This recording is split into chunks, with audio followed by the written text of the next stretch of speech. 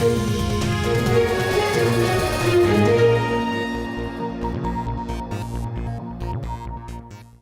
and welcome to Rajya Sabha TV. I'm Tina Jha with News Tonight, where we get you in the next 30 minutes all the latest news and developments from across India and the world.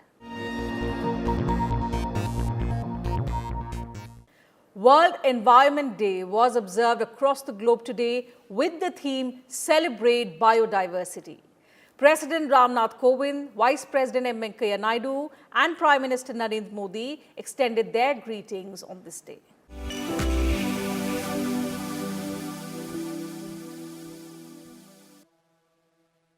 President Kovind said India will remain committed to joining hands with other nations to ensure a greener planet for posterity.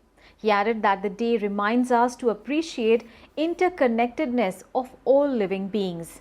Reminding that we are marking the occasion amid the COVID-19 pandemic, the President said ancient wisdom taught us to protect biodiversity and conserve the environment.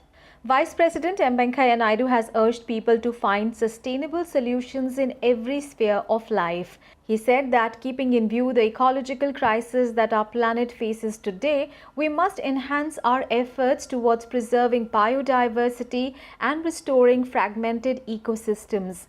The Vice President called for a new beginning on this World Environment Day. In a Facebook post, he said that biodiversity needs the attention of the world with stringent actions to protect it. He also pointed out that the Environment Day this year comes at a time when humanity is fighting one of its biggest health crises, the COVID-19 pandemic. Prime Minister Narendra Modi also reiterated the pledge to preserve the planet's rich biodiversity. On Twitter, he called upon everyone to collectively do whatever possible to ensure that the flora and fauna thrive on Earth. He hoped people will leave a better planet for the coming generations.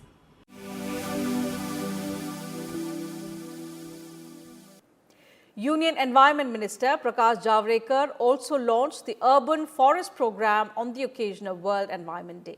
Speaking at a virtual celebration hosted by the Ministry of Environment, Javadekar said despite all constraints, the country has managed to preserve around 8% of the world's biodiversity through its rich culture of worshipping and nurturing every aspect of Mother Nature. He said the country believes in Prithvi Rakshati Rakshata, which means Mother Nature protects those who protect her. Javadekar also underscored the need to promote urban forest Nagar Van initiative through active public participation. In the initial phase of the program, forests will be developed in 200 corporations and cities in the country. The Environment Minister highlighted the success of Vajre urban forest in the city of Pune, Maharashtra on 40 acres degraded land. Union Minister of State for Environment Babul Supriyo, Maharashtra State Forest Minister Sanjay Rathod also attended the event.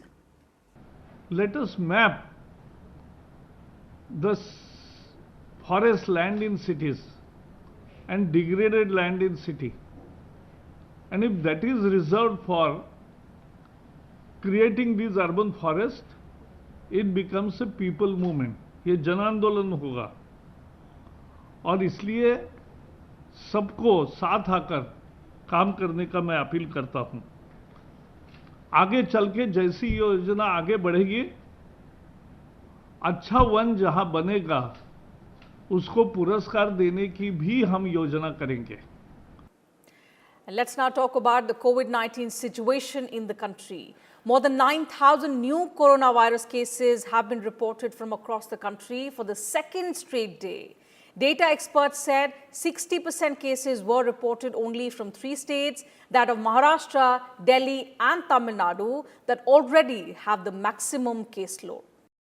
India's COVID-19 count surged past 2.26 lakh with a record spike of 9,851 on Thursday.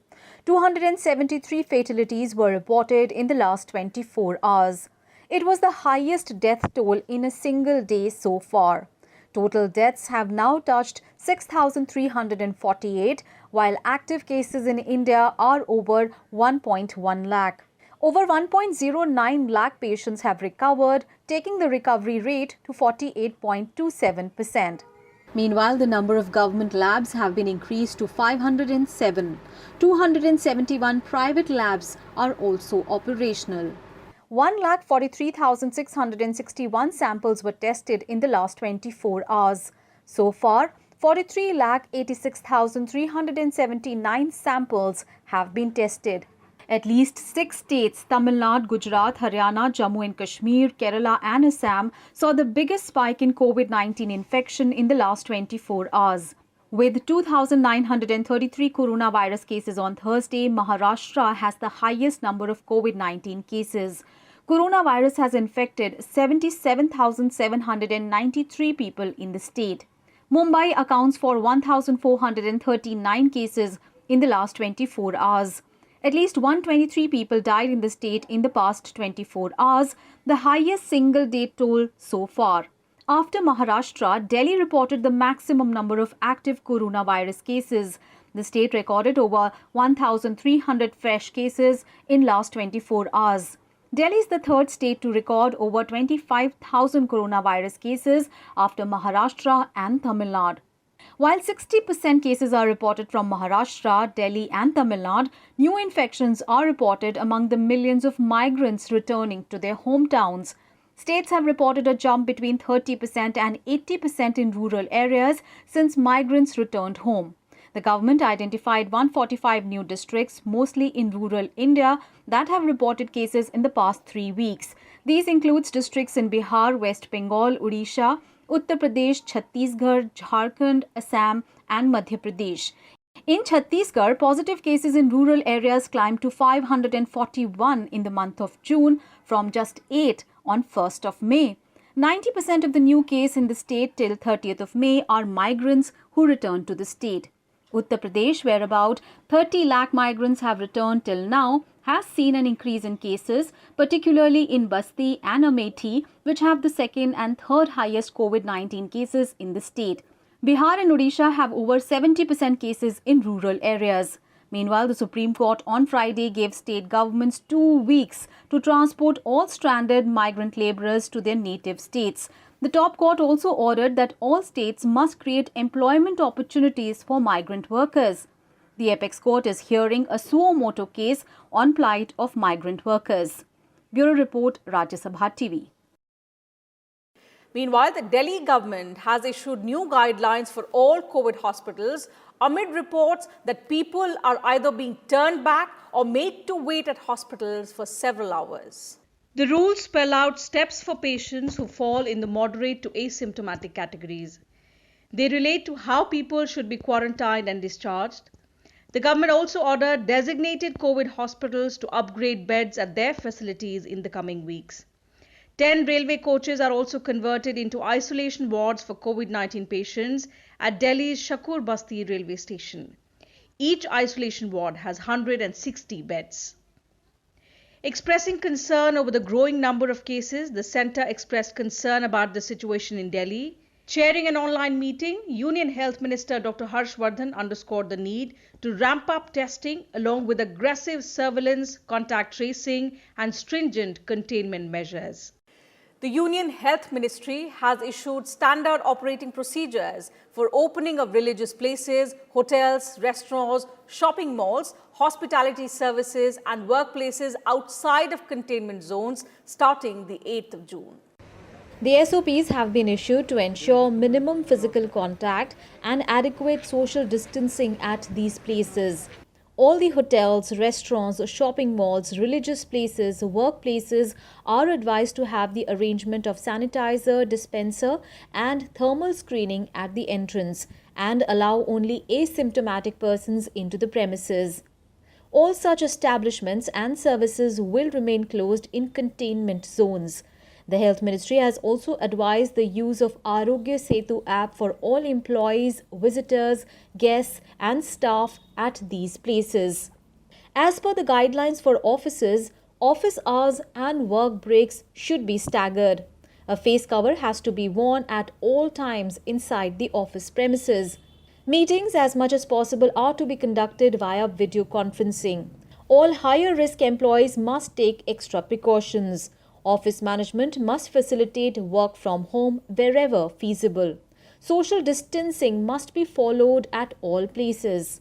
For all religious places, touching of statues, idols, and holy books is not allowed. Shoes have to be taken off in own vehicle. Choirs and singing groups are not allowed. No physical offerings, prasad, or holy water is allowed. Effective sanitation within the premises has to be maintained. In shopping malls, all workers, customers, visitors to be allowed entry only if using face cover, masks. Number of customers inside a shop is to be kept at a minimum. Only 50% seating capacity is to be allowed in food areas. Adequate manpower has to be available to ensure social distancing, crowd management. Gaming arcades, children's play areas and cinema halls inside shopping malls shall remain closed. Precautions while handling supplies, inventories and goods in the shopping mall must be ensured. For restaurants, not more than 50% seating capacity is to be permitted. Takeaways instead of dine-in is encouraged. Digital payments are encouraged. Disposable menus, paper napkins are advised to be used. Tables, seating area must be sanitized after every customer.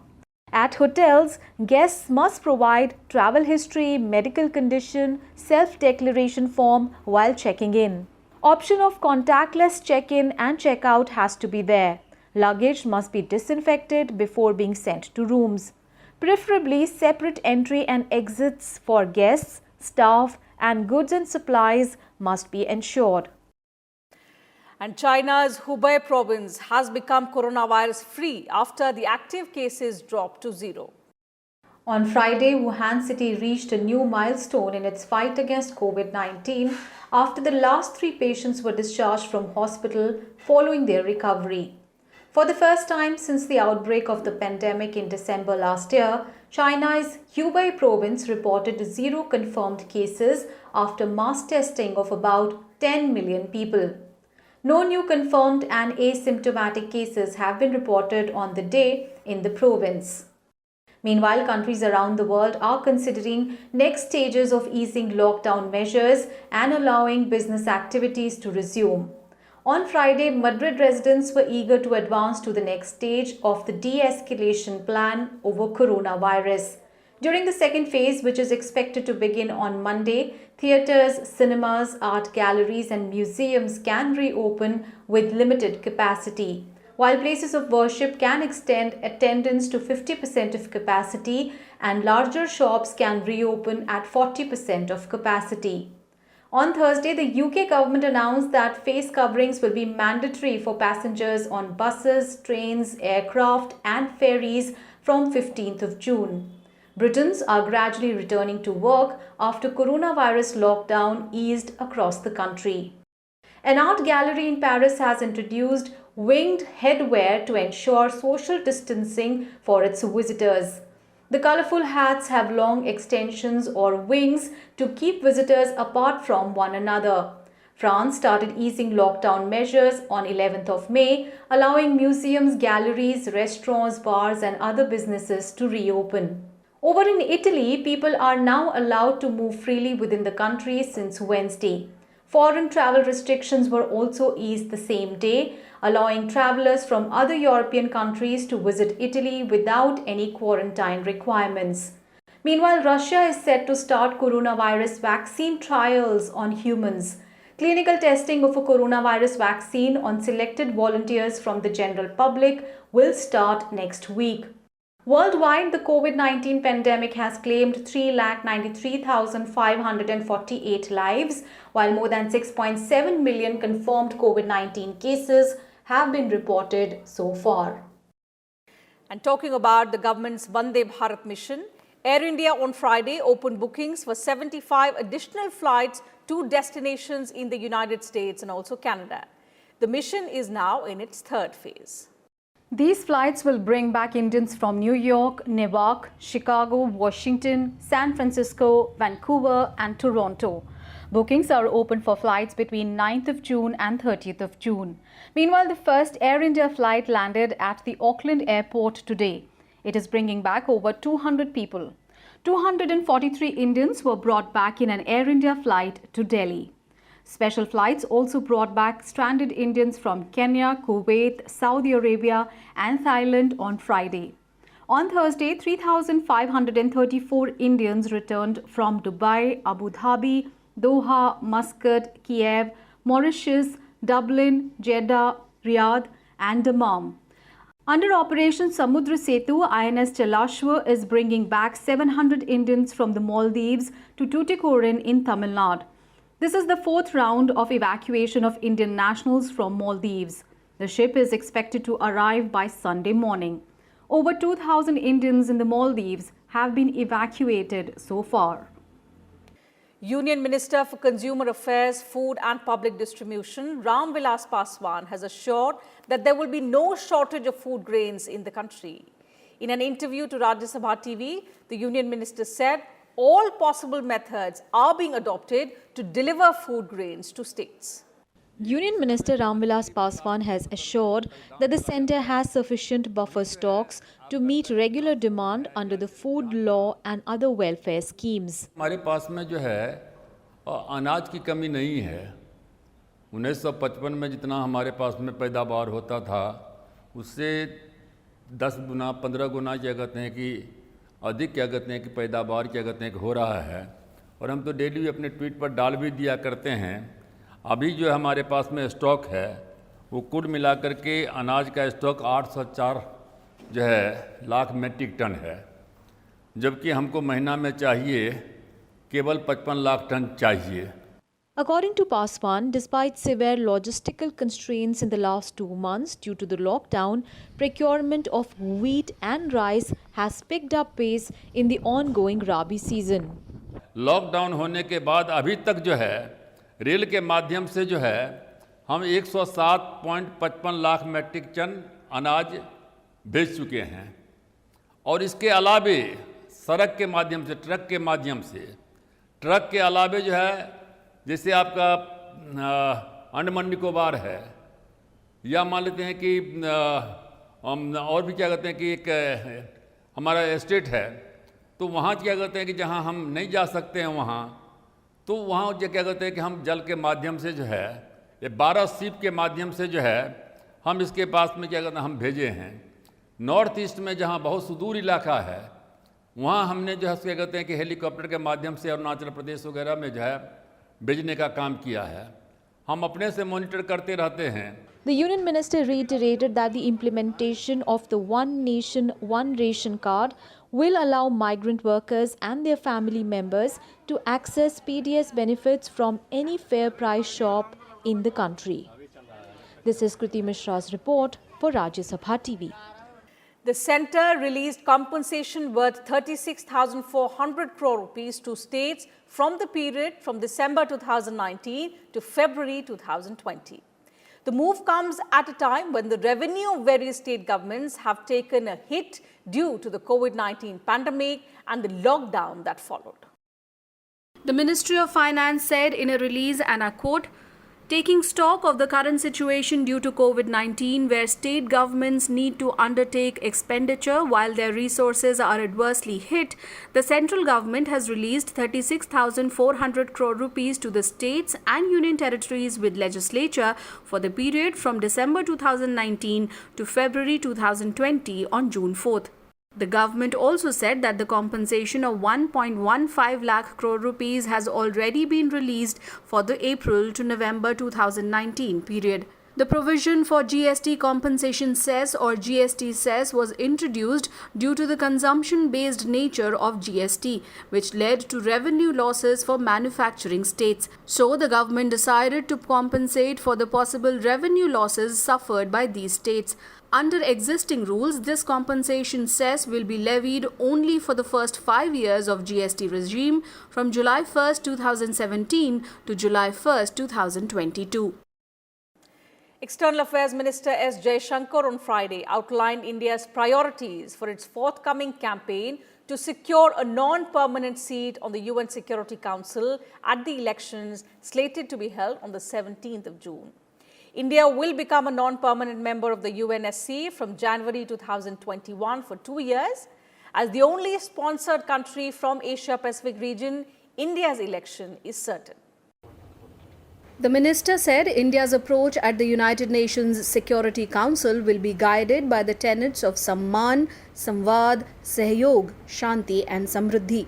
The External Affairs Minister asserted that the country can play a positive global role at a time when the COVID-19 pandemic and its grave economic repercussions will test the world like never before.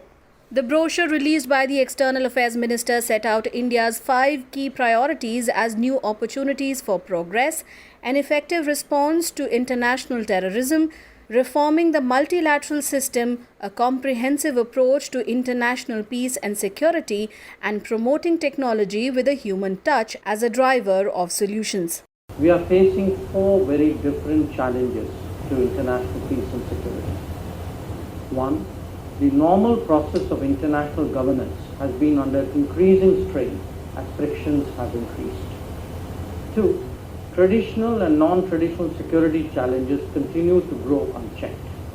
Terrorism is the most egregious of such examples. 3. Global institutions remain unreformed and underrepresented. They are therefore less able to deliver. And 4, the COVID-19 pandemic and its grave economic repercussions will test the world like never before. In this extraordinary situation, India can play a positive global role. We have always been a voice of reason and a votary of international law. We advocate dialogue, consultation and fairness in our approach to global issues. And we emphasize global development, addressing climate change and eradicating poverty as central to the planet's future. Today, I am releasing a brief document that sets out our approach to our candidature. It reflects, in Prime Minister's words, our 5S approach to the world. Samman, respect. Samvad, dialogue. Sahyog, cooperation. Shanti, peace, to create conditions for universal Samriddhi, prosperity. Through this approach, we seek to move towards a new orientation for a reformed multilateral system, also known as norms. The COVID-19 pandemic has adversely affected the education sector. Schools, colleges, coaching centers and other educational institutes are shut for over 3 months now. The abrupt break has been especially severe for students of classes 10 and 12 and also those in the final semester of graduation and post-graduation courses. The Delhi University has announced it will not hold examinations for first and second year students. Assessment will be on the previous semester's marks and internal assessment. The decision applies to regular students as well as those in the School of Open Learning and the Non-Collegiate Women's Education Board.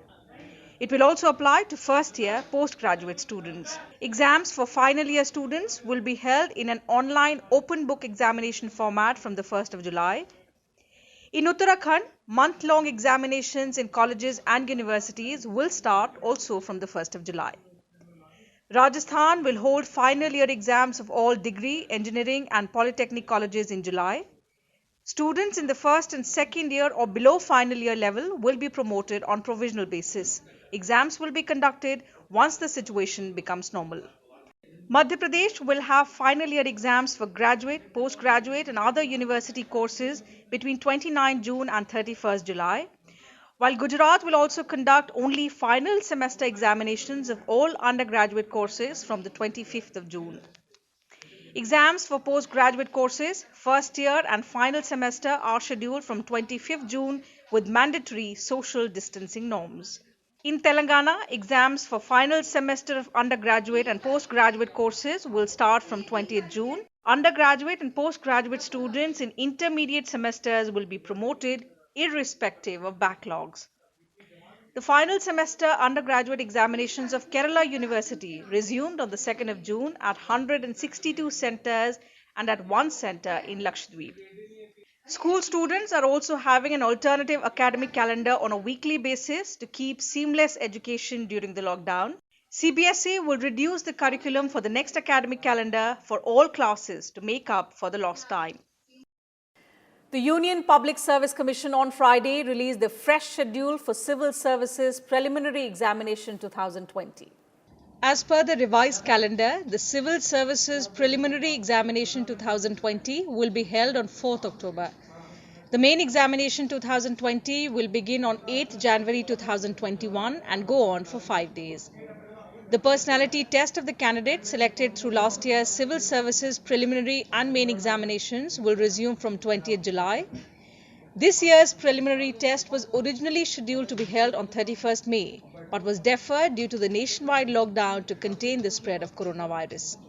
Also, a common examination for both NDA and NA Exam 1 and 2 2020 will be held on 6 September 2020. India has lodged a strong protest with Pakistan against harassment of Indian personnel in Islamabad and also obstruction in the discharge of their duties. The incident involved Indian chargé d'affaires Gaurav Ahluwalia, who was on Thursday tailed by ISI staff in an apparent bid to intimidate him. The ISI men waited outside Ahluwalia's residence and followed his car. Several videos on social media and ANI show men chasing the diplomat's car. There have been other attempts to disrupt the functioning of the Indian High Commission since 31st of May. The day Indian authorities detained two Pakistani officials on espionage charges. Pakistani officials Abid Hussain and Mohammad Tahir were expelled after Indian intelligence agencies caught them red-handed while trying to get documents about the Indian Army establishments in New Delhi. Both were declared persona non grata and deported to Pakistan. Earlier in March as well, the Indian Foreign Ministry sent a strong protest note to Islamabad, protesting against the harassment of its officers and staff. It said such incidents of harassment clearly violated the Vienna Convention on Diplomatic Relations of 1961 and that the safety and security of Indian High Commission officers, staff members and their families is the responsibility of the Pakistani government. Pakistan is clearly a pariah state. It often indulges in activities which are downright despicable and are not acceptable as per Geneva Conventions. Recently, it has indulged in chasing the car of the Indian charge d'affaires, Mr. Ahluwalia, and has positioned bikes and cars outside his residence to harass him and to chase him. This is an act which cannot be accepted and the government must very strongly protest against it. One man was arrested on Friday in connection with the death of a pregnant elephant in Kerala's Palakkad district. More details on that story in this report. The arrested man was identified as P. Wilson. State Forest Minister K. Raju said the other suspects would also be arrested soon. 3 teams are investigating the matter. The state government has assured strict action will be taken to ensure such incidents are not repeated. The pregnant elephant died in Kerala's Palakkad district after she was allegedly fed pineapple stuffed with firecrackers that burst in its mouth and severely injured her jaw. Days later, the elephant collapsed standing in nearby Velayar River after local residents failed to rescue her. The incident took place on 27th of May. And that's it from us in this bulletin. Thank you for your time. Take good care of yourselves and your families. Good night.